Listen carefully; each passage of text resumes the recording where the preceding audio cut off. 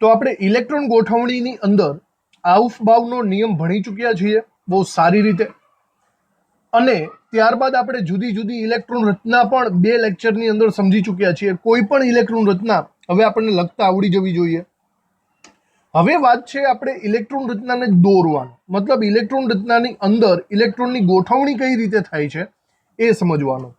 પૌલીના નિષેધ નિયમની અંદર કોઈ પણ કક્ષક અથવા તો આપણે એમ કહી શકીએ પેટાકોષની અંદર ઇલેક્ટ્રોનની સંખ્યા કેવી રીતે લિમિટમાં મૂકવાની છે એ દર્શાવાય છે. સપોઝ કોઈ પણ પેટાકક્ષક હોય, આપણને ખબર છે પેટાકક્ષકનો મતલબ એક ખોખું એવો થાય છે, બરાબર.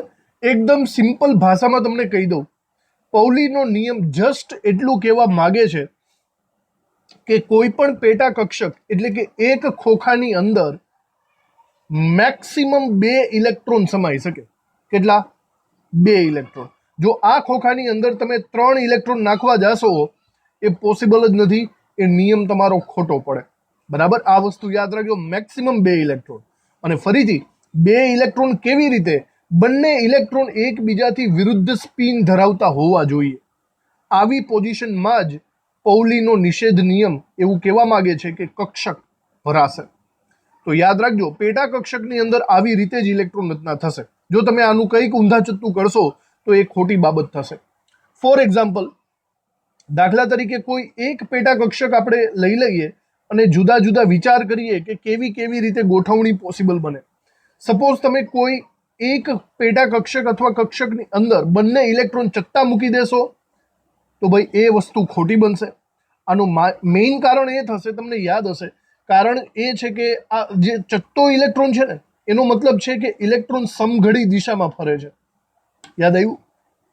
તો આનો મતલબ એમ થાય કે જ્યારે તમે કોઈ એક ખોખાની અંદર, એક પેટા કક્ષકની અંદર બંને ઇલેક્ટ્રોન ચત્તા મૂકવાની ટ્રાય કરો છો ને તો એમની વચ્ચે અપાકર્ષણ થઈ જાય. કેમ?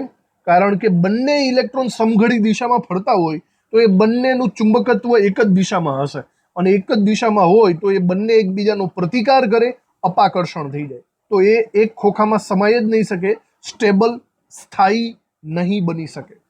સમજો બરાબર. સિમિલર વાત છે, બંને ઇલેક્ટ્રોન જો એક જ ખોખાની અંદર ઊંધા મૂકશો તો પણ નહીં ચાલે, કારણ કે તેના કારણે પણ અપાકર્ષણ થઈ જશે. કોઈ પણ ઊંધો ઇલેક્ટ્રોન હોય તો એનો મતલબ ઇલેક્ટ્રોન વિષમઘડી દિશામાં ફરતા હોય. બંને ઇલેક્ટ્રોન એક જ દિશામાં ફરતા હોય એનો મતલબ એ બંને વચ્ચે અપાકર્ષણ થશે અને આ ગોઠવણી પણ પોસિબલ બનવાની નથી. સમજ પડી? તો કદાચ તમે એમ વિચારશો કે એક ખોખામાં 3 જણા નાખશો તો શું પ્રોબ્લેમ આવે? વિચારો, આ ભાઈના મત પ્રમાણે તમે 2 ઇલેક્ટ્રોન ઊંધા ચત્તા નાખો છો અને ત્રીજો ઇલેક્ટ્રોન અંદર દાખલ કરો, પણ હવે ત્રીજો ઇલેક્ટ્રોન માટે પોસિબિલિટી કેટલી? ત્રીજો ઇલેક્ટ્રોન કાં તો તમારે ચત્તો નાખવો પડશે, કાં તો તમારે ઊંધો નાખવો પડશે. કંઈક તો કરશો ને. જો ચત્તો નાખશો તો આની સાથે અપાકર્ષણ થઈ જશે, ઊંધો નાખશો તો આની સાથે અપાકર્ષણ થઈ જશે. સમજો છો વાતને? તો ત્રીજો ઇલેક્ટ્રોન ઓવરઓલ પોસિબલ જ નથી, કારણ કે ગમે તે રીતે નાખો ત્રીજો ઇલેક્ટ્રોન, ચત્તો નાખો કે ઊંધો નાખો, તેમની વચ્ચે અપાકર્ષણ જ થશે અને એ ગોઠવણી અસ્થાયી ગોઠવણી થશે. તો એક જ પોસિબિલિટી છે આની અંદર, પૌલીના નિષેધ નિયમની અંદર, કે એક પેટા કક્ષકની અંદર મેક્સિમમ 2 ઇલેક્ટ્રોન સમાઈ શકશે અને એ બંને ઇલેક્ટ્રોન વળી પાછા કેવા હોય? ઊંધા ચત્તા. ધેટ મીન્સ એ બંનેના સ્પિન ક્વોન્ટમ આંક જુદા જુદા હોવા જોઈએ. બોલો, બસ આટલી વસ્તુ છે. આટલી વસ્તુમાં તમારે સમજી જવાનું છે. લખાણ ભલે ને પછી ગમે તે હોય, તમે આટલું લોજિક મગજમાં હશે ને તો લખાણ ઓટોમેટિક તમને યાદ રહી જશે. સમજ પડી તમને? બસ ધેટ્સ ઇટ. આટલી જ વસ્તુ કહેવા માંગે છે. તો ચલો, પૌલીના નિષેધ નિયમને આપણે મુદ્દા વાઇઝ લખી નાખવાનો છે, બરાબર, આ બધી બાબતો. તો પહેલા મુદ્દામાં ડાયરેક્ટલી આપણે પૌલીનો નિષેધ નિયમ જ લખી નાખશું. તો લખજો પહેલા, પૌલીના નિષેધ નિયમની અંદર પરમાણુમાં કોઈ પણ 2 ઇલેક્ટ્રોન ના ચારેય ક્વોન્ટમ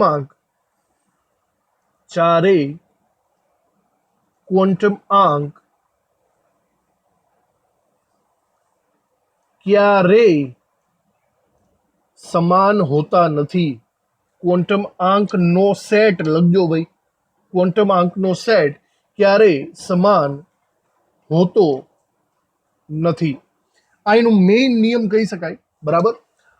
આને રિલેટેડ અથવા પણ લખી શકીએ, અથવા તો બરાબર સમજી લઈએ પછી હું તમને પાછો એક્સપ્લેન કરું છું. એક જ કક્ષકમાં, પેટા કક્ષક પણ લખી શકો છો, એક જ કક્ષકમાં માત્ર 2 ઇલેક્ટ્રોન સમાઈ શકે. માત્ર અહીંયા લખજો વધુમાં વધુ તો સારું રહેશે. વધુમાં વધુ 2 ઇલેક્ટ્રોન સમાઈ શકે અને આ બંને ઇલેક્ટ્રોનના ભ્રમણ એકબીજાથી વિરુદ્ધ દિશામાં હોવા જોઈએ. ઓકે, આ બંને નિયમ જો કે તમારે ફરજિયાતપણે લખવા જ પડશે. મેં તમને આ નીચેના નિયમને એક્સપ્લેન કરી દીધો કે કોઈ પણ એક ખોખાની અંદર મેક્સિમમ 2 ઇલેક્ટ્રોન સમાય, બંને એકબીજાથી કેવા હોય, ઊંધા ચત્તા હોય, એટલે કે વિરુદ્ધ દિશામાં હોય.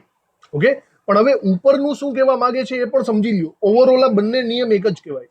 તમે કોઈ પણ ઇલેક્ટ્રોન રચનાની અંદર ગમે તે ઇલેક્ટ્રોન લ્યો ને, એના 4 ક્વોન્ટમ આંક એક્સ્ટ્રા ઓર્ડિનરી હોય, એ બીજા સાથે ક્યારે મેચિંગ નથી થતા. બરાબર. 4 ક્વોન્ટમ આંક કોઈની સાથે મેચ થવા જોઈએ નહીં. હું તમને એક સાદા એવા એક્ઝામ્પલ દ્વારા એક્સપ્લેન કરું.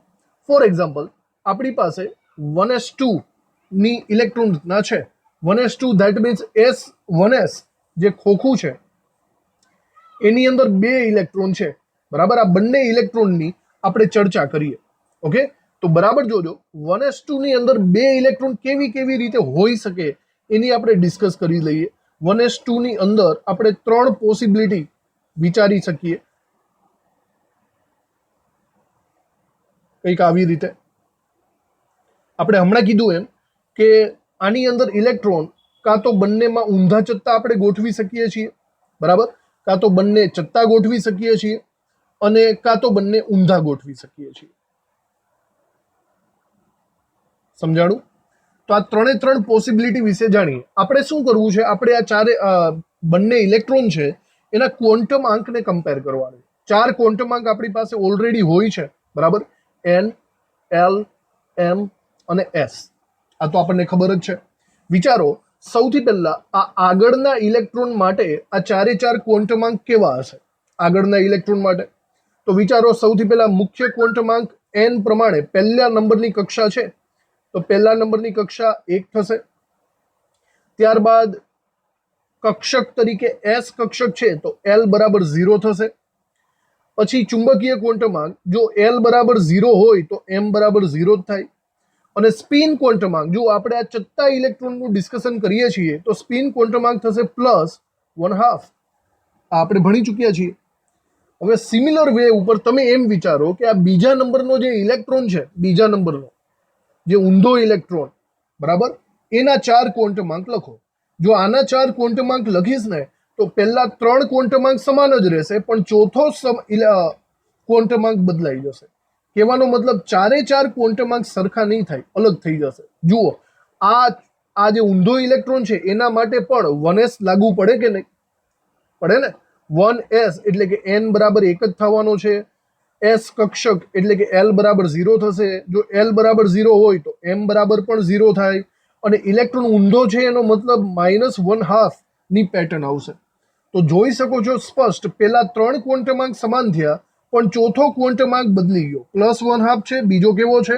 -1/2. કહેવાનો મતલબ 4 ક્વોન્ટમ આંક ક્યારેય પણ સમાન હોતા નથી. કદાચ તમે વિચારો કે 4 ક્વોન્ટમ આંકને તમે ચત્તા મૂકી દીધા હોત તો, સોરી, બંને ઇલેક્ટ્રોનને તમે ચત્તા મૂકી દીધા હોત તો ક્વોન્ટમ આંક આવા થાત: n બરાબર 1, L બરાબર 0, M બરાબર 0. ચલો, આ તો બરાબર છે.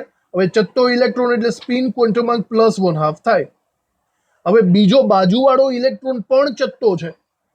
જો આવું થાય તો ક્વોન્ટમ આંક 4 સરખા થઈ જાય. પણ આપણે હમણાં કીધું એમ નિયમ પ્રમાણે આ પોસિબિલિટી કેવી થશે? ખોટી થશે. ચારે ચાર ઇલેક્ટ્રોન ક્વોન્ટમ આંક સમાન હોવા જોઈએ નહીં, તેનાથી અપાકર્ષણ થશે. સિમિલર વે ઉપર તમે વિચારો કે બંને ઇલેક્ટ્રોન જો ઊંધા ગોઠવશો તો પણ અપાકર્ષણ મહત્તમ થશે. આના માટે તમે n, l, m અને s ના ક્વોન્ટમ આંક લખો ઊંધા ઇલેક્ટ્રોન માટે, તો n બરાબર 1, l 0, m 0 અને સ્પિન ક્વોન્ટમ આંક થશે -1/2. ઓકે, અને સિમિલર એની બાજુમાં જો ફરીથી ઊંધો ક્વોન્ટમ આંક હોય, મતલબ ઊંધો ઇલેક્ટ્રોન હોય, તો ફરીથી ક્વોન્ટમ આંક ચારે ચાર સરખા થવાના છે, 1 0 0 -1/2. આ પોસિબિલિટી પણ ખોટી પડે છે. માત્ર સાચી પોસિબિલિટી એ જ છે જેમાં ઊંધા ચત્તા ઇલેક્ટ્રોન આપેલા છે, એનો મતલબ ચારે ચાર ક્વોન્ટમ આંકનો સેટ સરખો હોવો જોઈએ નહીં. અહીંયા નીચે મુદ્દામાં લખી નાખીએ, કોઈ એક જ કક્ષકમાં રહેલા બે ઇલેક્ટ્રોન ના n, l, m ક્વોન્ટમ આંક સમાન હોઈ શકે. ક્વોન્ટમ આંક સમાન હોઈ શકે, પરંતુ તે બંને ઇલેક્ટ્રોન ના સ્પિન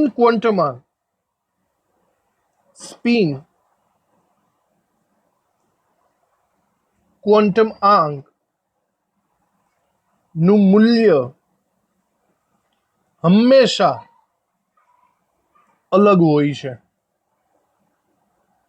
જે આપણે ઉપર સમજાવેલું છે એ જ વસ્તુ અહીંયા લખી લીધી. એના પછીના મુદ્દામાં લખીએ, આ સિદ્ધાંત અથવા આ નિયમ દ્વારા પેટાકોષમાં સમાઈ શકતા મેક્સિમમ ઇલેક્ટ્રોન ની સંખ્યા મેળવી શકાય છે. બરાબર જોજો, આને ઇલેક્ટ્રોન ધારિતા તરીકે પણ ઓળખવામાં આવે છે. ધારિતા, ઇલેક્ટ્રોન ધારિતા એટલે કે ઇલેક્ટ્રોન કેપેસિટી. કદાચ એમસીક્યુમાં આવો ટ્વિસ્ટ સવાલ આવી જાય તો, બરાબર, તમને પૂછે એસ કક્ષકની ઇલેક્ટ્રોન ધારિતા કેટલી, તો આપણે કહી શકીએ કે 2 આવે. આપણી પાસે પેટાકોષ જોવા જઈએ તો 4 પ્રકારના છે. બરાબર, એસ કક્ષક આવી શકે, પી કક્ષક, ડી કક્ષક અને એફ કક્ષક. આપણને બહુ સારી રીતે ખબર છે કે એસ કક્ષક જો આપણે વાત કરતા હોય તો એની અંદર એક કક્ષક, કક્ષક અથવા તો પેટાકોષ આપણે લઈએ છીએ. પી કક્ષકની અંદર 3 પેટાકોષ હોય છે. ડી કક્ષકની અંદર 5 પેટાકોષ હોય છે અને એફ કક્ષકની અંદર ટોટલ 7 પેટાકોષ હોય છે. આવી રીતે હવે જો આમાં મેક્સિમમ ઇલેક્ટ્રોનની જો આપણે વાત કરતા હોય તો એકદમ સિમ્પલી તમે સમજી શકો છો, એક ખોખું છે તો મેક્સિમમ આમાં 2 ઇલેક્ટ્રોન સમાઈ શકે. મેક્સિમમ 2 ઇલેક્ટ્રોન સમાઈ શકે. પી કક્ષકની અંદર 3 ખોખા છે તો ત્રણેયમાં 2 2 2 એ પ્રમાણે મેક્સિમમ 6 ઇલેક્ટ્રોન સમાઈ શકે. ડી કક્ષકમાં 5 પેટાકોષ અથવા તો ખોખા છે તો એમાં 5 દુ 10, મેક્સિમમ 10 ઇલેક્ટ્રોન સમાઈ શકે, વધુમાં વધુ. ઓકે, અને એફ કક્ષકની અંદર 7 ખોખા છે, એનો મતલબ મેક્સિમમ 7 દુ 14 ઇલેક્ટ્રોન સમાઈ શકે. આવી ગણતરી આપણે કરી શકીએ છીએ. અને આ જ પ્રમાણે કોઈ કક્ષા આપેલી હોય, તમને યાદ હશે આ બધું ઓલરેડી આવી ચૂક્યા છીએ. બરાબર, જો આપણે કોઈ કક્ષક એટલે કે એલ ની વાત કરતા હોય તો એની અંદર મેક્સિમમ ઇલેક્ટ્રોનની સંખ્યા કેટલી, આવો સવાલ પૂછાય તો શોર્ટકટમાં આપણે સૂત્ર વાપરી શકીએ છીએ, 2 ગુણ્યા 2l + 1. આગળ આપણે ચર્ચા કરી ચૂક્યા છીએ. જો યાદ ન હોય તો ફરીથી હાંસિયામાં લખી રાખજો. જો તમને કોઈ પૂછે કે એલ આપીને, મતલબ એલ આપીને તમને પૂછશે કે આમાં ઇલેક્ટ્રોનની સંખ્યા કેટલી સમાઈ શકે મેક્સિમમ. ફોર એક્ઝામ્પલ તમને પૂછ્યું કે ભાઈ એલ બરાબર 2 છે તો એમાં મેક્સિમમ ઇલેક્ટ્રોનની સંખ્યા કેટલી, તો તમે આ સૂત્ર વાપરીને કિંમત મૂકી શકો છો. અહીંયા જુઓ, 2 દુ 4, 4 વત્તા 1 5, તો ત્યાં તમે મૂકી શકો 5 ગુણ્યા 2 એટલે કે 10 ઇલેક્ટ્રોન સમાઈ શકે. આસાનીથી એક્ઝામ્પલમાં ગણતરી કરી શકો છો.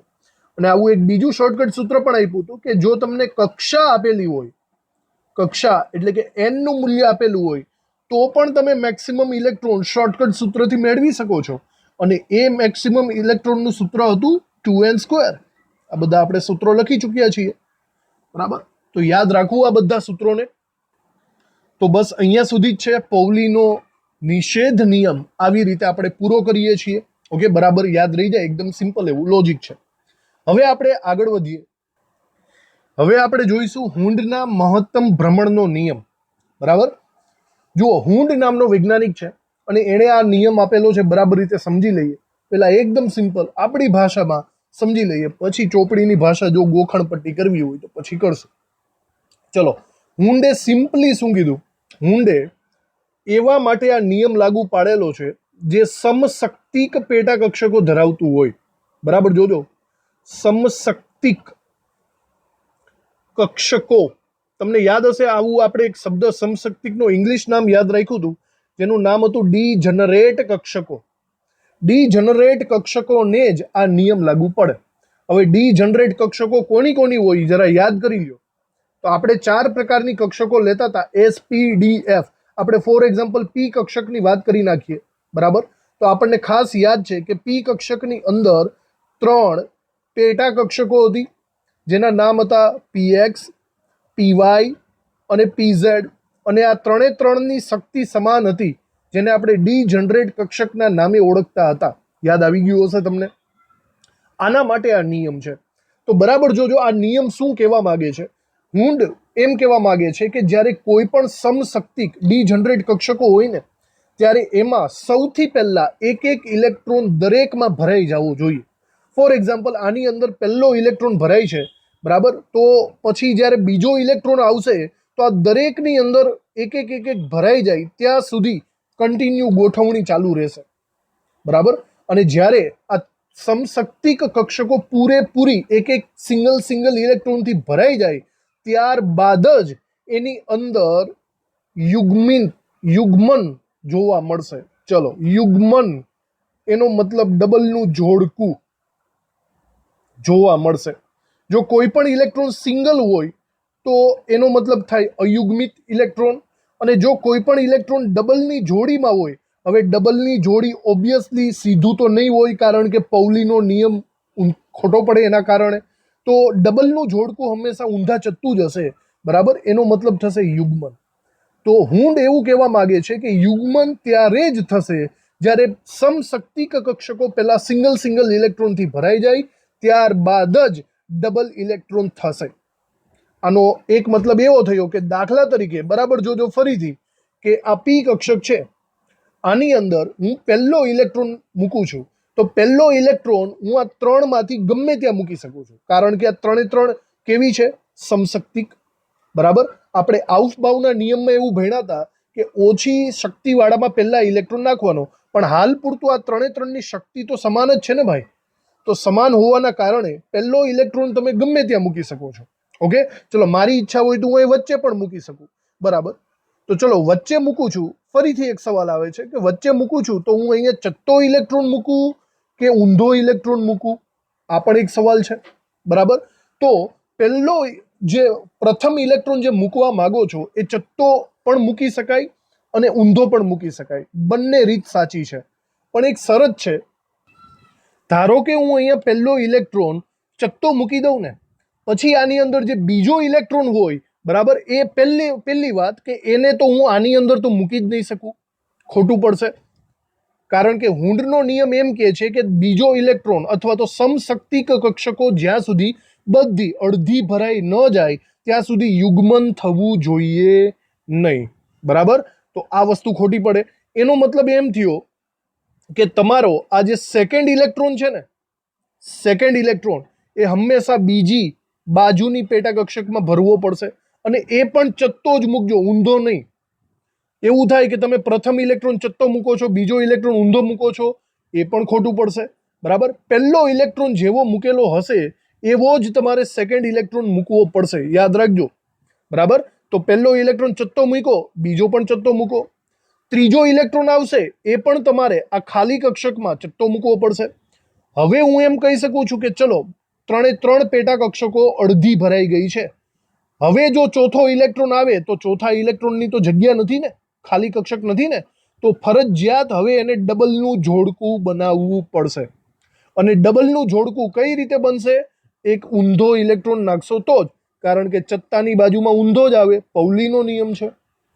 પછી પાંચમો ઇલેક્ટ્રોન આવી રીતે આવશે અને છઠ્ઠો ઇલેક્ટ્રોન આવી રીતે આવશે. બોલો, સમજ પડી તમને? હુન્ડનો મહત્તમ ભ્રમણનો નિયમ બસ આટલું કહેવા માગે છે. આપણી ભાષામાં એકદમ શોર્ટકટમાં કહી દઉં, બરાબર, તો કોઈ પણ સમશક્તિક કક્ષકો સૌથી પહેલા અડધી ભરાઈ જશે, સિંગલ સિંગલ સિંગલ સિંગલ. કાં તો એ ચત્તા ઇલેક્ટ્રોન સિંગલ સિંગલ ભરવાના, કાં તો ઊંધા ઇલેક્ટ્રોન સિંગલ સિંગલ ભરવાના. પણ પેલા બધાને સિંગલ સિંગલ ભરી દો. બધા સિંગલ સિંગલ ભરાઈ જાય પછી જ એનું યુગ્મન એટલે કે જોડકું થશે. સમજાઈ ગયું વાતમાં? તો બસ આ એક સિમ્પલ વસ્તુ, આ હુન્ડનો મહત્તમ ભ્રમણનો નિયમ આવું સૂચવે છે. આની અંદર આપણે પ્રથમ મુદ્દાની અંદર લખીએ આપણે કે આ નિયમ માત્ર જે કક્ષકોની પેટા કક્ષકો ની ઉર્જા સમાન હોય, ઉર્જા સમાન હોય તેવી કક્ષકો માટે જ લાગુ પડે છે. પેટા કક્ષકોની ઉર્જા સમાન હોવી જોઈએ, બરાબર, તેની અંદર જ આ નિયમ લાગી શકે. ફોર એક્ઝામ્પલ, આપણી પાસે અહીંયા વિચારો તો 4 પ્રકારની કક્ષકો છે, એસ, પી, ડી અને એફ. ઓકે, આપણને બહુ સારી રીતે ખબર છે કે એસ કક્ષકનો એક પેટા કક્ષક હોય, પી કક્ષકની અંદર 3 પેટા કક્ષકો હોય, ડી ની અંદર 5 પેટા કક્ષકો હોય અને એફ ની અંદર 7 પેટા કક્ષકો હોય. બરાબર, તો આનો કહેવાનો મતલબ એમ છે કે એસ કક્ષક એવી છે કે જેની પાસે એક જ પેટા કક્ષક છે, તો એને આ નિયમ નહીં લાગુ પડે. આ નિયમ માત્ર એને લાગુ પડે જેની અંદર જુદી જુદી કક્ષકોની ઉર્જા સમાન હોય. એસ કક્ષક એક જ છે તો એ કોની સાથે કમ્પેર કરવા જશે? એને આ નિયમ લાગુ નહીં પડે. પી કક્ષક પાસે 3 જુદી જુદી પેટા કક્ષકો છે અને 3 ડી જનરેટ છે, એટલે કે સમશક્તિક છે, એને આ નિયમ લાગુ પડી શકે. ડી કક્ષકની અંદર પણ 5 ની ઉર્જા સમાન હોય, એફ કક્ષકની અંદર પણ 7 ની ઉર્જા સમાન હોય, તો આ નિયમ પી, ડી અને એફ કક્ષકને જ લાગુ પડે. એમસીક્યુમાં આવી શકશે, બરાબર. એસ કક્ષકને આ નિયમ, હુન્ડનો નિયમ લાગુ પડતો નથી, કારણ કે એમાં ડી જનરેટ કક્ષકો જેવું કંઈ જ નથી. યાદ રાખજો આ વસ્તુને બરાબર. હવે આપણે મેઇનલી એનો નિયમ લખી નાખીએ બીજા મુદ્દાની અંદર. સમાન પેટાકોષ ની કક્ષકોમાં ઇલેક્ટ્રોનનું યુગ્મન, ચલો યુગ્મન એટલે અહીંયા બાજુમાં આપણે ઇન્ડિકેટ કરવું હોય તો આવી રીતે ઇન્ડિકેટ કરી દો. યુગ્મન એટલે કે ડબલનું જોડકું. સમાન પેટાકોષની કક્ષકોમાં ઇલેક્ટ્રોનનું યુગ્મન જ્યાં સુધી દરેક પેટાકોષમાં એક ઇલેક્ટ્રોન સમાતા નથી,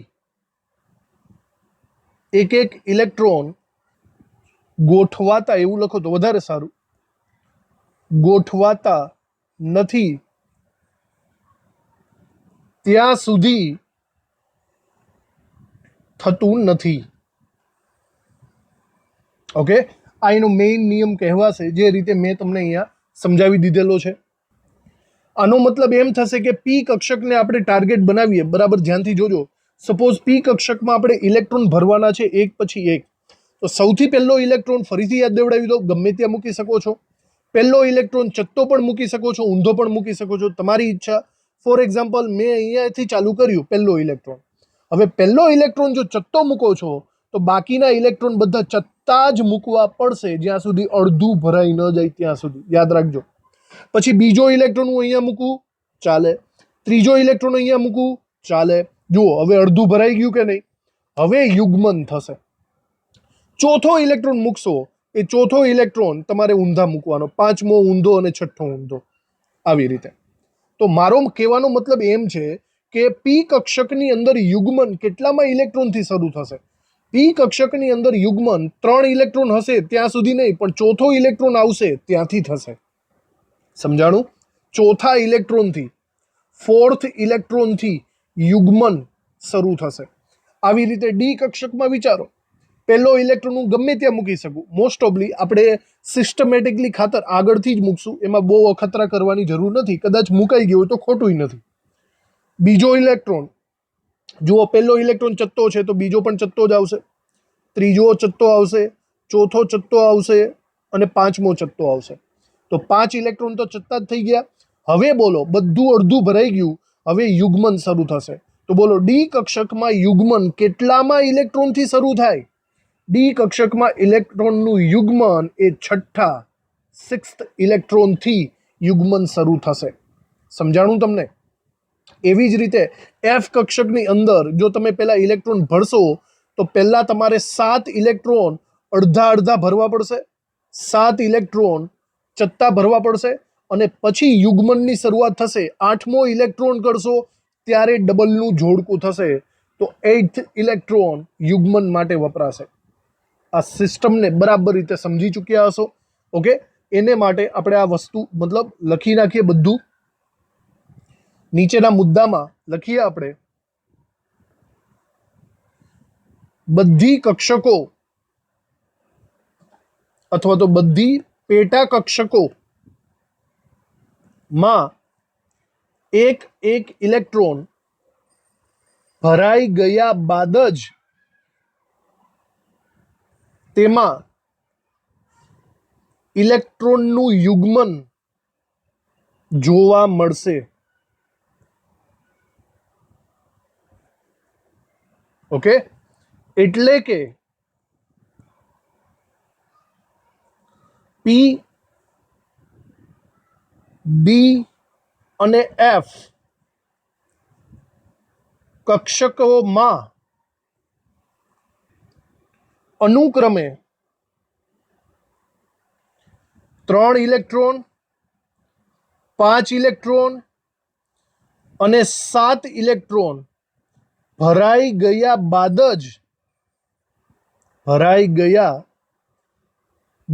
જ ઇલેક્ટ્રોન યુગ્મ બનશે.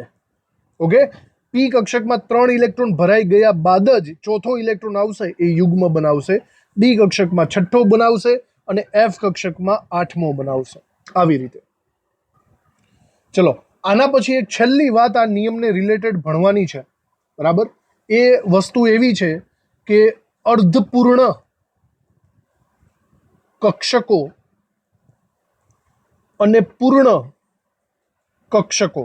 અર્ધપૂર્ણ એકચ્યુઅલી લખવું પડે, અર્ધપૂર્ણ ભરાયેલી કક્ષકો અને પૂર્ણ ભરાયેલી કક્ષકો સવિશેષ સ્થાયીતા ધરાવે છે. એ નીચે જ લખી નાખીએ, કંઈ વાંધો નહીં. સવિશેષ સ્થાયીતા સૂચવે છે. આ વસ્તુ મેં તમને આગળ ઇલેક્ટ્રોન રચનામાં ભણાવી ચૂક્યો છું. બરાબર રીતના જોજો. મારો કહેવાનો મતલબ શું છે. ફોર એક્ઝામ્પલ, આપણે ડી કક્ષકની વાત કરીએ છીએ. દાખલા તરીકે ડી કક્ષકની અંદર 5 પેટા કક્ષકો હોય છે. બરાબર, હું અહીંયા 2 વખત લખું છું ડી કક્ષક. હવે આ ડી કક્ષકની અંદર ઇલેક્ટ્રોન ઉમેરાતા જાય અને જ્યારે તે અર્ધપૂર્ણ ભરાઈ જાય ને, અર્ધપૂર્ણ, ચલો અર્ધપૂર્ણનો મતલબ એમ થાય કે 5ની અંદર એક ઇલેક્ટ્રોન મૂકી દેવાનો, તો અડધી ભરાઈ ગઈ. તો આ એક સવિશેષ રીતે સ્થાયીતા સૂચવે છે. આ વિશિષ્ટ રીતે સ્થાયી છે. દરેક તત્વને આવી ઇલેક્ટ્રોન રચના મેળવવાનો ઈચ્છા હોય કે જેથી તે સ્થાયી બની શકે. તમને કંઈક યાદ આવતું હોય તો આવી ઇલેક્ટ્રોન રચના કોની હતી જરા યાદ કરો. આપણે 2 એક્ઝામ્પલ લીધા હતા. ક્રોકો, યાદ આવ્યું તમને? જે મહાન અપવાદ હતા, એની અંદર 3D4ની જગ્યાએ 3D5 કરી નાખતો તો ક્રોમિયમ. યાદ આવી ગયું હશે? તો આ વસ્તુ આગળ ભણી ચૂક્યા છીએ, કારણ કે તે સવિશેષ સ્થાયીતા જોઈતી છે એને એટલા માટે. એવી જ રીતે કોપર વિશે વિચારો તો કોપરની ડી કક્ષકની અંદર 9 ઇલેક્ટ્રોન હતા. 9 ઇલેક્ટ્રોન. જુઓ, પહેલા 5 ઇલેક્ટ્રોન તો ચત્તા જ મૂકવાના મારે, પછી 6થો ઇલેક્ટ્રોન, 7મો, 8મો અને 9મો. બરાબર, 9 ઇલેક્ટ્રોન. આવી ઇલેક્ટ્રોન રચના હોવી જોઈએ. પણ જુઓ, આને જ્યારે 1 ઇલેક્ટ્રોન મળી જાય ને ત્યારે તે સવિશેષ રીતે સ્થાયી થઈ જશે, કારણ કે એની બાહ્યતમ કક્ષાના આખું પૂર્ણ ભરાયેલી કક્ષક થઈ જશે. જ્યારે પૂર્ણ ભરાયેલી કક્ષક કે અર્ધપૂર્ણ ભરાયેલી કક્ષક હોય ને ત્યારે તે સવિશેષ રીતે સ્થાયી હોય છે. બરાબર, એને લીધે અમુક ઇલેક્ટ્રોન રચનામાં અપવાદ આપણને જોવા મળશે, અને એ 2 અપવાદ કેમાં હતા? ક્રોમિયમ અને કોપરની અંદર. સમજાણું? આ વસ્તુ યાદ રાખજો. તો ઓવરઓલ આ ટૂંક નોંધ અહીંયા પૂરી થઈ ગઈ છે. બરાબર રીતના જોઈ લ્યો. બરાબર, પૌલીનો નિષેધ નિયમ અને હુન્ડનો નિયમ ને રિલેટેડ વાતો અહીંયા આપણે ફિનિશ કરી દીધી. હવે જે કંઈ પણ ચુંબકીય ગુણધર્મની માહિતી છે અને આને રિલેટેડ એમસીક્યુઝ છે, હજી એમસીક્યુઝની પ્રેક્ટિસ બાકી છે, તો એ બધા એમસીક્યુઝની પ્રેક્ટિસ આપણે જેડબલઈ નીટના સેક્શનમાં કરવાના છીએ. આની સાથે જ આપણે અલગ જે લેક્ચર્સ લઈએ છીએ જેડબલઈ નીટના, એમાં આપણે ભણશું થિયરિટિકલી. બરાબર, એનસીઆરટીના બેઝ ઉપર આ બધી જ માહિતી આપણે અહીંયા પૂરી કરી દીધી. આપણે હવે જસ્ટ સ્વાધ્યાયના અમુક દાખલાઓ બાકી રહે છે, એ દાખલાઓને આના પછીના લાસ્ટ લેક્ચરની અંદર ટેકલ કરશું, જેથી એનસીઆરટી અહીંયા ક્લોઝ થાય. તો ચલો, થેન્ક યુ. આ